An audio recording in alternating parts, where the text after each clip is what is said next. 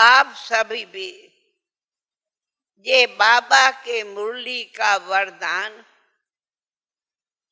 रोज सवेरे सवेरे सुनो और याद करो, और प्रैक्टिकल में हम मीठे मीठे बच्चे हैं, ये याद करो। सुना? तो फिर ये कहते हमें गुस्सा नहीं करना है, ये बात नहीं करो। प्रैक्टिकल प्रैक्टिस करो, मुझे मीठा रहना है।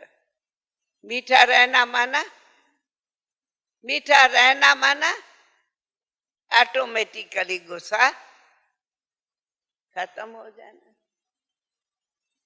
मैं गुस्सा नहीं करूंगा, नहीं करूंगा, ये नहीं करो। फिर आता है, कहता है जितना कहेंगे उतना आऊंगा। नहीं, मुझे तो बाप मीठे बाबा के मीठे मीठे प्यारे प्यारे कमल फूल समान